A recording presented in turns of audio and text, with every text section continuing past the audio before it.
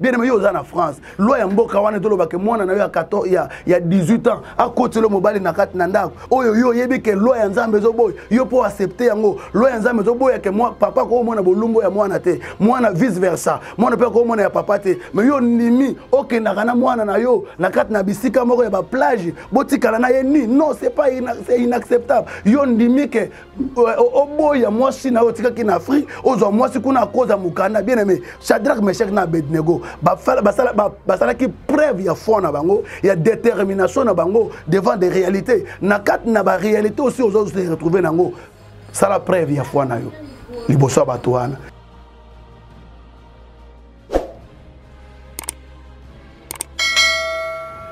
L'Europe est un paradis. L'Europe est un paradis. Afrique du Sud est un paradis.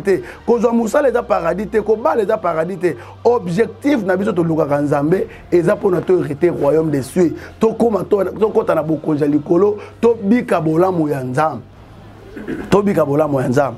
Bien aimé dans les Seigneurs, ezalité que pour na yo ozwa Mokanda, il faut toujours à tout prix ok négocier ma mariage à contrat oyo bato moto akekuna boye banika ke nonde to sala boye ezaka poto bota mwana so to boti mwana na sima ko bota mwana oyo asimizela akei ya zu Mokanda lokuta ba faux mariage bien aimé sene wana ezali eloko moko ya mabe ezali déjà perdiction otoko sengi to marteler bana Nzambe bayeba ke non bolta la l'invisible même si aujourd'hui ozana na documenté lobby okozwa pa Nzambe na biso alalité Nzambe na biso atika kabiso te alobi que je ne vous abandonnerai pas et je ne vous laisserai jamais à côté kabiso te ata lelo simbite espérer na Nzambe zo Mokanda mbone difforme utiliser toutes d'autres méthodes ozali ya malamu et permettre que ozu Mokanda tu es en liberté avec la famille, tu es en communication avec la famille, tu es en liberté totale koko ya Afrique koko zonga mais quand dans la cause Mokanda moto apeso Mokanda c'est cause Mokanda apekisi obenga bandeko na yote apekisi ozala so en communication na bato Afrique te apekisi ozonga boyete pourquoi parce que yo wela kikaka cause Mokanda ça ce n'est pas bien. Nzambe azana posa na yo osalela ye kobosa na te que le diable qui est très malin il peut utiliser tous les moyens possibles toutes les voies possibles pour permettre que aille garer yo na kati ya voie ya vérité d'autres moyens ko zanine akoko faire enrichir yo apeso misolo apeso musala no etikiso nzela Nzambe musala wana etikisi yo ta ya prière ezate ozosala na tongo ozosala na pokwa moye obonde ezate moye o méditer le bana Nzambe ezate moye ovana pembeni ya bato osola na bato ezate tout ça oyozomona que c'est comme si oza bien mais dis-moi c'est le diable qui est en train de faire cela pour na ko garer yo na voie ya vérité. Abonnez-vous massivement. Abonnez-vous massivement. Abonnez-vous massivement. Na chaîne za se moko Team Papi Abedi champion. Abonnez-vous. Abonnez-vous massivement. Bana America, bana Europe, bana Africa, tous s'abonner belé. C'est-à-dire s'abonnez-vous massivement dans la chaîne Team Papi Abedi quoi donc de la part de l'artiste Loviston quoi. Mbote mingi na balandi na biso ya Team Papi au balanda biso tout le temps. C'est moi votre humble serviteur Levé Lokula Abraham. Nous sommes encore revenus sur cette chaîne pour parler et partager avec vous d'un sujet très important. L'Europe n'est pas un paradis. Nous allons développer avec nous, c'est autour de ce thème, pour esunga biso bai oyo to mesana kolanda matéya o na kat na chaîne oyo. Na invité bino nous tout et c'est ka kozala to sala une courte prière yamboto banda matéya na biso. Seigneur notre Dieu tendre Père, le Dieu d'Israël, le Dieu de la Bible, tozongi si moment on a sala loboko na yo. Tika Nzambe o pambola biso na nzela ya matéya oyo. Otia maloba na kati na biso en fait que to pambola libota na yo o bakola na biso Nzambe na Israël. La Bible a été écrite notre Dieu il y a des siècles passés mais la vie reste jusqu'aujourd'hui Père éternel. Nous voulons que cette parole quand même ko bima lelo nzambe na Israël mais ba oba ka landa biso même na rediffusion ba bénéficier quelque chose ko ita na part na yo tika nzambe opambola biso na kombo na Yesu Masia amen. Toye na kat na mokola lelo lisusu pona ko partager ma te na biso oyo parce que tozui ba suggestion tozui ba critique tozui ba message ba information et pas et abandeko na biso bazali na mikili ya poto batalisi biso comment bandeko oyo bazali kuna kozala na bango awa bazalaki bana na nzambe mais kokoma na bango na poto balongo na casquette ya bana nzambe bakomi ko se comporter lokola ya mokili yango moni eloko etike biso après discussion avec nos bien-aimés nos frères auto travaillera na bango ensemble awa to trouver important ya toté sur ce thème l'Europe n'est pas un paradis. On a eu à travailler, vous connaissez l'équipe auto travail na bango, mon frère Marlos, les frères de grâce, les frères Again et consorts, bande konyoso auto travail na bango, to meki ko discuter autour ya sujet wana et puis to trouver ba consensus et sengi to bonde la total sana libota o munene et landaka biso na mikili ya poto. Et sur ce to invité biso to tanga makomi na Nzambe na Apocalypse chapitre 21 na verset 1 et si ka apôtre Jean azomo na révélation azoloba totangi kaka mukuse to soka na verset 3 puis je vis un nouveau ciel et une nouvelle terre car le premier ciel et la première terre avaient disparu et la mer n'était plus. Je vis descendre du ciel d'auprès de Dieu la ville sainte, la nouvelle Jérusalem, préparée comme une épouse qui s'est préparée pour son époux. Et j'ai entendu du trône une voix forte qui disait, voici le tabernacle de Dieu avec les hommes, il habitera avec eux et ils seront son peuple et Dieu lui-même sera avec eux. Et il essuiera toutes larmes de leurs yeux et la mort ne sera plus. Il n'y aura plus ni deuil, ni cri de douleur, car les premières choses ont disparu. Voyez? Donc, awa, total comment il y a que nouvelle Jérusalem et qu'on a installé dans la carte Nabiso et que le paradis terrestre et qu'on a dans la carte Nabiso. Mais ce n'est pas encore le moment. Plusieurs na carte Nabiso ne va dans la carte Nakishasa, ceux qui a lingi qu'on s'est préparé pour nous akende poto.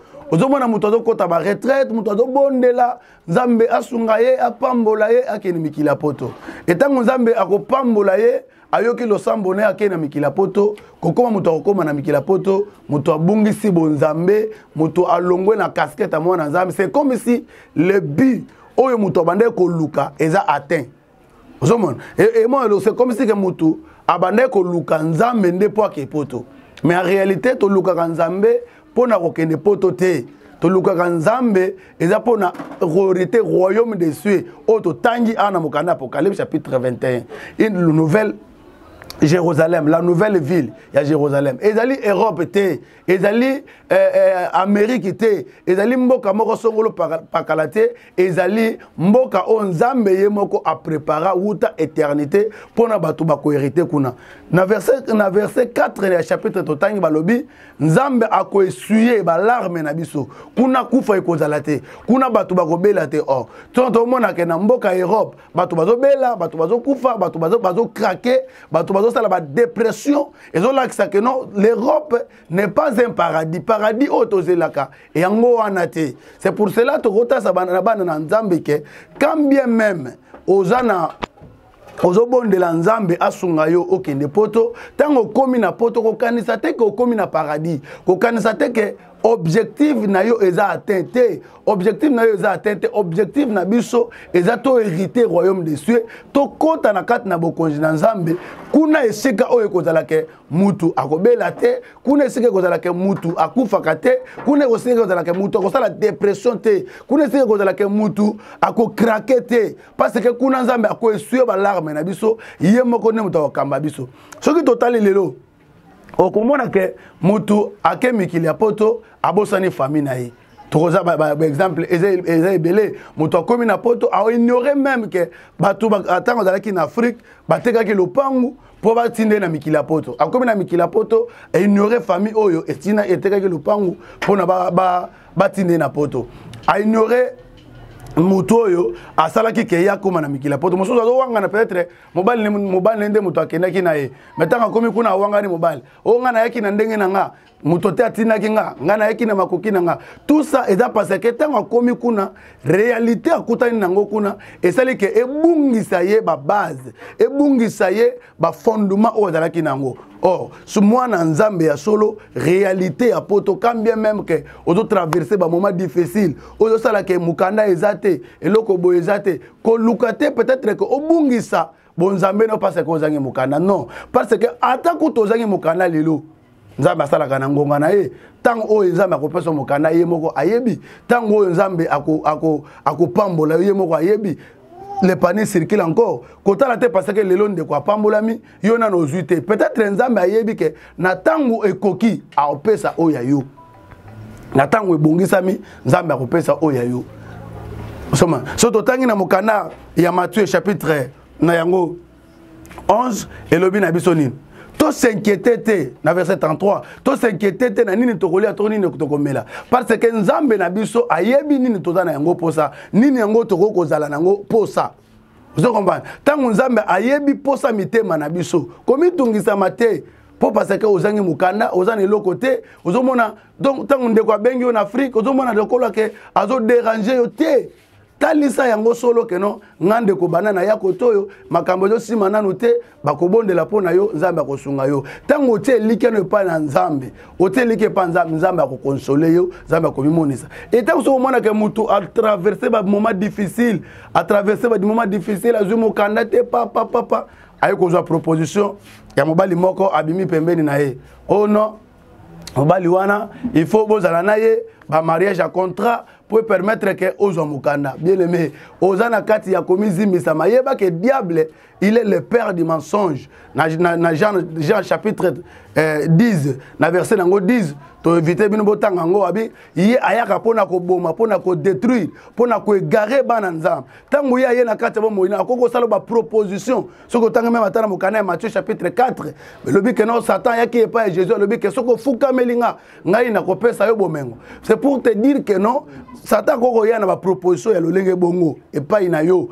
que non le cause na mukanda te oluki mukanda le de gauche à droite aux huit maintenant ce que moi je me se présenter liboso na yo que balangai toko mana yo pose mukanda aux facilité à mukanda au monde ce que ça c'est une façon ya que après son facilité aux mukanda mais après mukanda a égaré au malalement directement na voie nzam parce que à côté le ba condition ko benga ban moi otika na Afrique te ko benga ban otika na Afrique te ko salisa bango te bande kono Afrique occupé bango sous-te donc ça c'est une condition oyo et kangayo est lié directement aux marques de la bête aux hommes et puis sûr déjà que facilité d'une part mais d'autre part et arrêter yo na voie ensemble c'est ainsi dans autant vite tout temps na mokanda ya Matthieu na chapitre 4 oyo Bible lobi na biso boy Bible lobi Satan aye pas ya Jésus a lobi na ye ke anguma melaye pona ya pese bomengo Yesu peut avoir peur au monde mais pour n'a pas c'est bon mais pour Yesu doit reconnaître que le prince de ce monde c'est lui le diable parce que à quoi peut ça na moto à lingi mais Yesu le dit que non l'homme ne vivrait pas du pain seulement na ko fuka mela Satan c'est pour te dire que proposition et le lenge bongo o ezo sala que égaré na voie nzam et où tu pas nzam bété proposition le lenge bongo et où tu pas nzam bété il faut comprendre que c'est mieux vaut na vivre na vie. Il y a sécheresse dans Zambé qui na vivre en abondance et longo na mokili.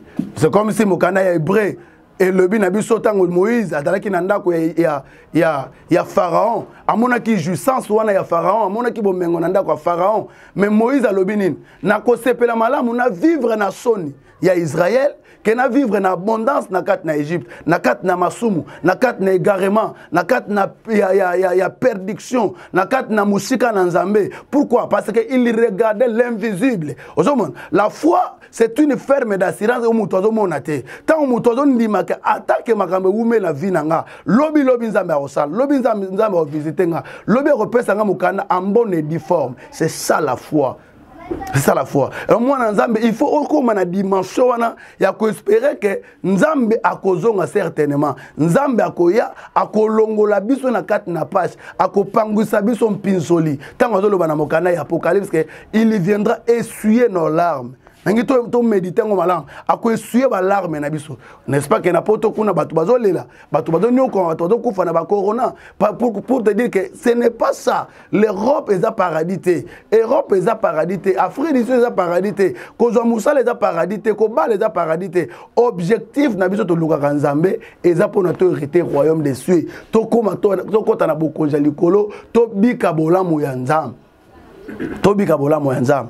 Bien aimé dans les Seigneurs, ezalité que pour na yo ozwa mokanda, il faut toujours à tout prix au que négocier la mariage à contrat au bato moto akekuna boye banika ke nonde to sala boye ezaka poto bota mwana soto boti mwana na sima ko bota mwana o ya simizela kei ya zu mokanda lokuta ba faux mariage. Bien aimé les Seigneurs, wana ezali eloko moko ya mabe ezali déjà perdiction otoko sengito marteler bana Nzambe ba yeba ke non bolta la l'invisible. Même si aujourd'hui ozana na documenté lobby okozwa pas Nzambe na biso alalité Nzambe na biso atika kabiso te alobi que je ne vous abandonnerai pas et je ne vous laisserai jamais à côté kabiso te ata lelo simbite espérer na Nzambe zo mukana mbone difforme utiliser toutes d'autres méthodes ozali ya malamu et permettre que tu es en liberté avec la famille, tu es en communication avec la famille, tu es en liberté totale au Afrique au Zonga,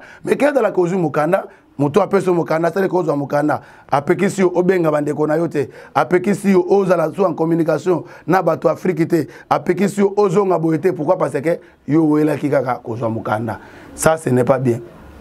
Nzambe azana posa na yo osalela ye kobosa na te que le diable qui est très malin il peut utiliser tous les moyens possibles toutes les voies possibles pour permettre que aille garer yo na kati ya voie ya vérité. D'autres moyens ko zanini akoko faire enrichir yo apeso misolo apeso musala no etikiso nzela Nzambe musala wana etikisi yo ta ya prière ezate ozosala na tongo ozosala na pokwa moye obonde ezate moye o méditer le loba na Nzambe ezate moye ovanda pembeni ya bato osola na bato ezate tout ça oyozomona que c'est comme si oza bien mais dis-moi c'est le diable qui est en train de faire cela pour na ko garer yo na voie ya vérité na voie ya vérité. Maintenant nous tolingi to kota to lobela sur le plan spirituel oyo batu na Nzambe bazokende kotika Nzambe na kati na mikili ya poto. Tolingi tozwa comme sous-thème na biso ya mokola lelo otoko tanga la nouvelle Jérusalem oyo ekoya na kati na biso comme nous venons de le dire et que mikili ya poto ou l'Europe n'est pas un paradis.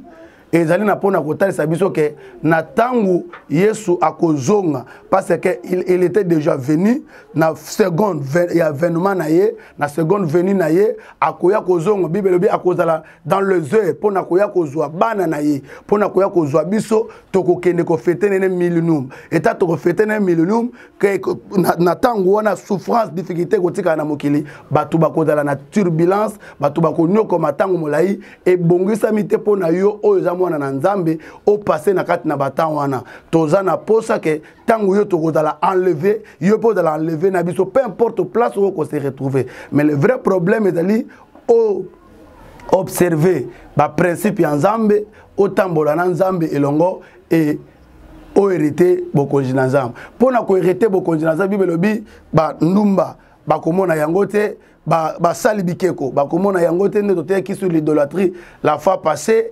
ba tuya lokuta ba komona yangote tous ces genres de personnes ba ko hériter bokonzi na Nzambe te pourquoi parce que ba segaraki na voya Nzambe yango to sala appel na biso nyonso tout bana na Nzambe oyo bozali pe porte place ko landa biso ozongela bomo ya bonzambe ozongela vie ya bonzambe pour permettre que tango Yesu akozonga to matanaye elongo to kene elongo na kati na bokonzi na ye to hériter bokonzi na Nzambe na mboka o yankem car la Bible déclare que ce que nous serons n'est pas encore manifesté. La gloire auto ko expérimenter ezali ya ko comparer te na nkembo oyo koko mona na kati ya mikili ya poto pour te dire que tangu Jean, Jacques, na Pierre ba expérimenter que cette gloire balinga soko kita na sete.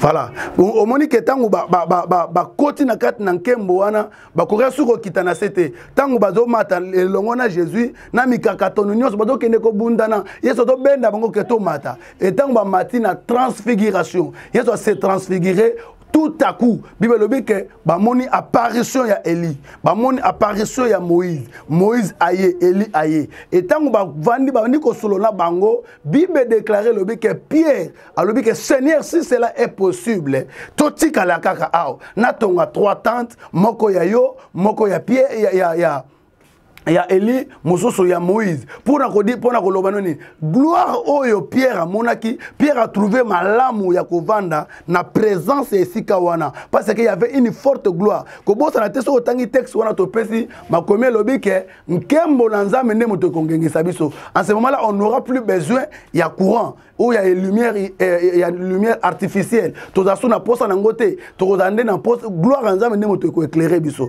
Biso na kat na Afrika todo kemba parce que courant exacté à tout moment baza interrompu na électricité et donc nous la mettons mais en ce moment là nous serons suyés balarme na biso ko la suyer ko la kolongolango souffrance et aussi la biso parce que na kembo wana to na posa ya l'autre côté.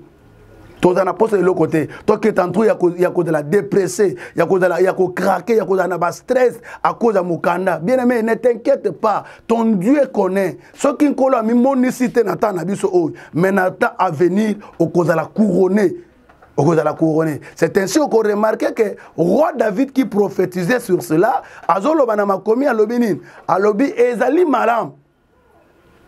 Mieux vaut une heure dans la présence de Dieu que 1000 ans ailleurs. Mieux vaut une heure dans la parvis de l'Éternel, dans le parvis de l'Éternel que 1000 ans ailleurs. C'est-à-dire qu'on comprenait qui déjà qu'on demeurait dans la présence de Dieu, mieux vaut que qu'on a la carte na mokil, que qu'on a la carte na ba boîte, qu'on a la carte na ba plage, qu'on a la carte na ba ya ba restaurant, qu'on recevoir ba honneur. Oh, si tu remarqué le roi David a qui roi, a qui mokonzi, il recevait ba honneur comme roi, na carte na palais royal, abane ko benga bato ko recevoir bango bato mboka na mboka bande ko uta ko ya pona ko pesa ba honneur mais tous ces honneurs là à lobby et dans malamoté mieux vaut une heure de temps dans la présence de Dieu. Il avait des femmes et dans moi c'est peut être bando sala lengi na ya bando sala esengo na ye tanga zo mona moi si wana zo ka bien ndeto za la kapeta so moni moi si na yo zo separa ah moi si zo sala nga malam moi si zo sepelisa nga parce que aza belle aza bien ya ko mona boy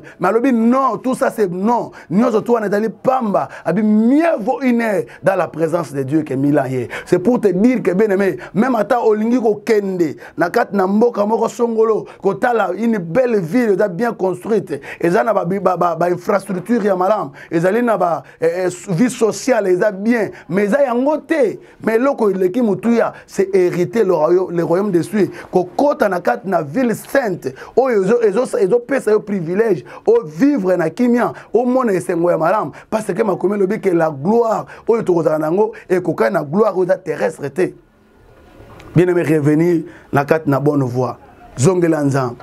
Yo talaki moyemi na Kishasa. Obane ko sale la nzam. Mokomi na mikila poto. Otiki okomi no combattant. Okomi ko lukano ko sala ba acte moko criminel. Ça c'est pas logique. Oza mwana nzam zongela bonzambe. Zongela bonzam. Objectif obane ko lukanzam obane ko kende ba retraite ezalaki ya ko koma na poto kakate.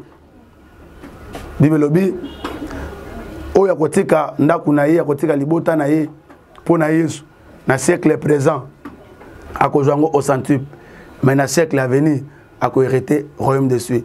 Omoni na siècle présent Bible bi otoko hériter ango avec ba difficulté avec ba souffrance avec persécution tozwango avec persécution na siècle présent. C'est ainsi que dans la mort il y a problème aux anayango na kat na mekili ya poto ozonyo kwa ma oza dépressé parce que mukande ezate bazonyo ko faire travailler ba travail moko ya sous pression.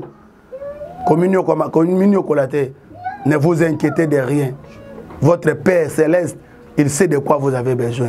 Et au moment opportun, à couper ça o yebongi na yo. À couper ça yo pour à sepeli ça yo. Quand la salle la kabiso bungo poani. Pour la côté ça biso que azanza.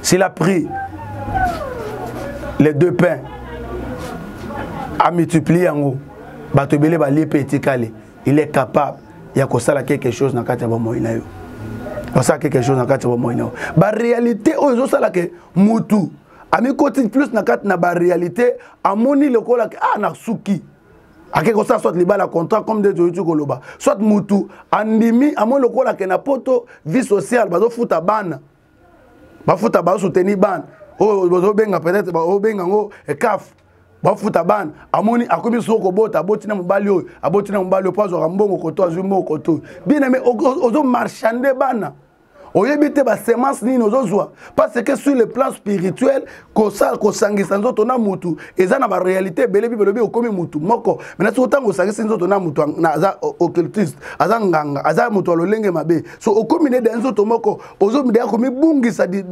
facilement il faut oyeba ba plan wana mukana Corinthien lobi ke na kati na Yesu mwasi azangi mbali azate mwasi mobali pe azangi mwasi azate mais pour nini yo oza pressé na vie mutu na mutu azalaka na temps na ye o nzambe a prépara mutu na mutu azalaka na lolenge na ye o nzambe a bongisa komi mona teke nzambe atiki yo komi mona teke okomi o suki non le Seigneur connaît il y a un temps pour tout et ça na temps pour na yo mona lokola ke ozo luka le royaume des cieux ba luka kango Bible dit cherchez premièrement le royaume des cieux et la justice et les autres vous recevez comme Dieu vous donnera comme dessus. Après ça vient le coup la matabise. Cherchez premièrement le royaume des cieux. Vous voyez les royaumes des cieux on les cherche. Beaucoup de gens ba luka kango. Il faut que ba luka beaucoup de gens na ba retraite na ko luka nzambe na ko bondela na ko kende prier na ko tanga Bible na ko méditer. J'avais dit ce jour-là que la Bible, on ne la lit pas. La Bible, on la médite. Il faut méditer la Bible à tout moment. On a son attente parce que vous avez Moussala, on a 3 places, on a 2 places. À tout moment, ce que Moussala Ozongi, battant un repos, ils ont pour que plage. Battant un repos, ils ont pour que négocier n'importe quoi. Bien aimé dans le Seigneur, qu'on bunge sa identité na yote. Le on attend auto mona, na kat na mikila poto, comme il kunate. Mais toutes les informations nous en avons. Parce que nous avons des frères, au bazo peut s'habiller au travail en équipe, au bazo peut s'habiller sur donner. Moi, moi, si, alors, je suis comme 18 ans. A comme sur Kokota, Mibal, na kat nanda kuna bango. Et pas papa na maman na ye. Ça c'est inacceptable. Na kat na Israël, Bible déclarait le but que moi si et Seigneur qui a la vierge. Tant moi ça doit la vierge, bazo zo elamba wana, bazo dry a pembe, ba pesa mobile na ye. Pour na nul de nos ba ko sala, mobile des fois tandambe atana dra wana na kat na mbet na mokanda lévitique, akotana dra na kat na mbet. Pour na ko permettre que tangu ba ko zala na mobile, mobile il faut abima na tongo na dra wana, alakisi batu ba tache ya makila. Pour na ko tasa que non, moi si azo azaki malam. Et ce que ça le mi bongote, ba yebi que moi so azaki déjà Yakobe bisama. Et moi, si Koko Batela qui m'a sécano, Tino na 18 ans, mais Batela qui m'a sécano jusqu'au mariage. Et au cause de l'accepter, nous avons c'est inacceptable. Comment Koko Zala que moi, c'est à côté de la chambre, et puis vous accepter au nom d'une loi. Oh, bien aimé dans le Seigneur, la Bible, c'est une constitution par excellence. C'est une constitution. Et toutes les autres lois du pays qui restent, ce sont des lois organiques. Or, si une loi organique est à la contre de la constitution, en réalité, dans des pays sérieux, bah rejeter Kango, bah nima Kangote. Comme notre pays, nous sommes les Congolais, toi, na RDC, vous connaissez ce qui se passe aujourd'hui. Nakat Nambo, on a vu sur la loi proposée par un député, que je ne vais pas même citer le nom parce que nous sommes dans l'évangile, où il a proposé une loi qui est à la contre de la constitution et créer soulèvement de la population. Pourquoi? Parce que la loi organique, où ils ont organisé nomination, il y a des magistrats, et ils ont violé procédure légale, où ils ont dit constitution. La Bible que vous voyez, c'est une constitution. Pour nous les chrétiens. Et maintenant, la loi, il y a chaque pays. Il y a France, il y a Belgique, il y a Congo, il y a Brazza, il y a Angola, il y a États-Unis, il y a partout dans le monde. Ça reste comme des lois organiques. Et ceux qui ont violé, mais ils ont violé la constitution. Bien, mais c'est pour cela que Shadrach, Meshach, Abednego. Shadrach, Meshach, Abednego. Parce qu'ils savaient que un enfant d'Israël, un enfant de Dieu ne peut adorer un autre Dieu que Dieu seul. Quand on a parlé sur l'idolâtrie, Namokanaya, Exode chapitre 20.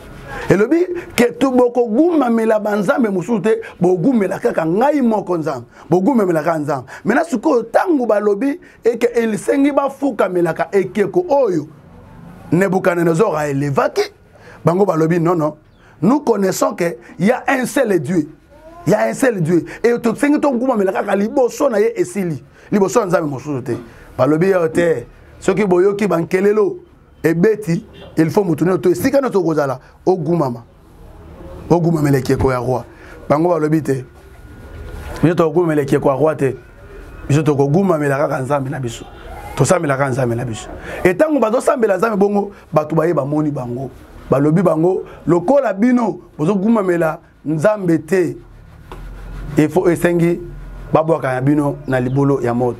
On a créé une loi sur ça et bango balobi non. Donc préféré babwaka biso na moto qui est mais ce que nous connaissons, ce que nous sachons, ce que nous croyons, ce que nous confessons, ce que nous déclarons, notre Dieu est capable de délivrer même dans quatre namoto wana bozoloba. Oh là là, bien aimé dans le Seigneur, et d'aller pour na kotali sayo que nzambe oyo yo ndimela azana makoki ya kolongola même na quatre na libulu ya moto, azana makoki ya kolongola yo même na quatre na difficulté établie. Tango siko balobi atana kati ya moto nzambe atana makoka ko kangola biso balobi tasava to kotala nzambe na bino wana esika ye aokangola bino ba préparer moto bazui babililombe misa to wana babwaki bango na kati libula moto bango bazaki na foi parce que il regardait à l'invisible, il regardait à l'invisible, il regardait à l'invisible tant babwaki bango na libula moto bible déclaré le beke bato bana ko kene ko bwaka bango tellement que moto de la ki makasi flamme moto wana boma bango. Mais comment bato yo bana ko kene ko bwaka bato bakufa na flamme moto mais bato bakoti na kati ya moto sali bango le côté. Bible déclare le que Nebuchadnezzar tango alamuki na tongo parce qu'il les prenait comme les serviteurs de Dieu. Tango ya tali bango abi babomi bango na keneka hotel. Atala boy akuti bango baza 4. Oh, n'avons-nous pas jeté 3 hommes na 4 na fournaise ardent? Abi notre boire y 3. Mais je vois ils sont 4. Car le 4e azo ressemble comme le fils de Dieu. Comme le fils de l'homme, le 4e wana oyaka, yena yeko atténuer, yemo ko azamoto, abi azamoto tango aye a maîtriser puissance à moto. Moto eboma bangote. Parce que baboyi ko obéir na loi ya mboka o bavandaki ozo violer loi ya nzambe. Bien aimé yo za na France, loi ya mboka wana toloba ke mwana na yo ya 18 ans akotelo mobali na kati na ndako. Oyo yo yebi ke loi ya nzambe zo boy, yo po accepter yango. Loi ya nzambe zo boy ke moi papa ko mona bolumbo ya mwana te, mwana vice versa. Mwana pe ko mona ya papa te, mais yo nimi okenda kana mwana na yo na kati na bisika moko ya ba plage, botikala na ye ni. Non, c'est pas inacceptable. Yo nimi ke oboya mwasi na otika ki na Afrique ozo mwasi kuna koza mukana bien aimé Shadrach Meshach na Abednego basala ki preuve ya foi na bango ya détermination na bango devant des réalités na kat na ba réalité aussi ozo se retrouver nango sala preuve ya foi na yo liboso bato wana.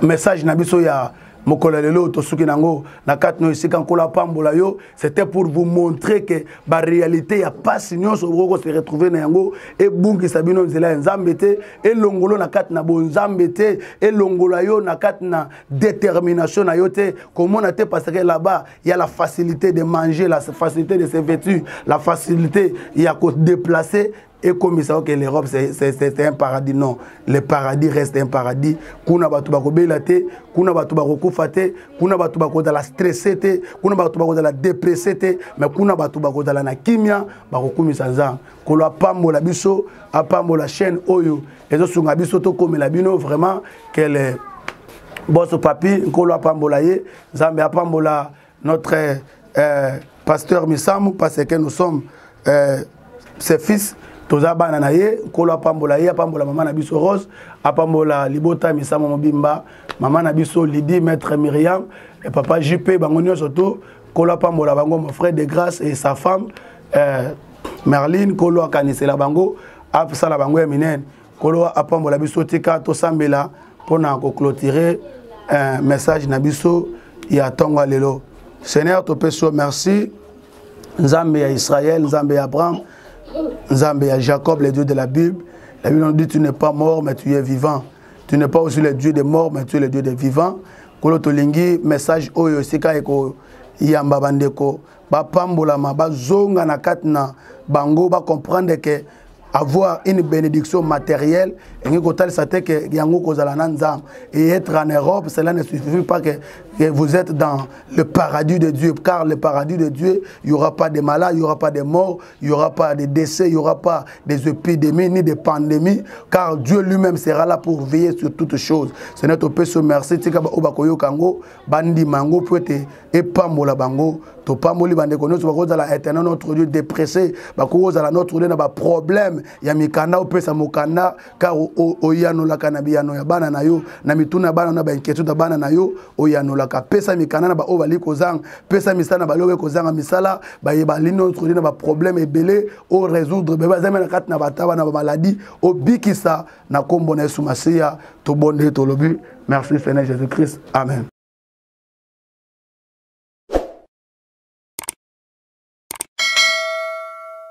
Ce qui est kopesa numéro nabiso ezali 082 47 50 333.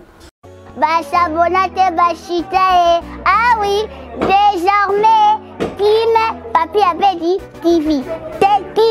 Kim Papi Abedi TV. Maman bébé la rapotamier. Awa mafuto wapi. Mbanga il des hommes mataba non que paradis. Ah oui, nasi na s'abonner. Ah boko ça va journaliste qui toko ba émission, ba gag, ba série. Oh, ça la posa. Oye ko la poisser to tanga piété. Ba journaliste ah. Non, ba article là ya wa pas de. Channel, so s'abonner te. Oh lo kama na ndera ma ve. Ba s'abonner quand on sait jamais. Kim Papi Abedi TV.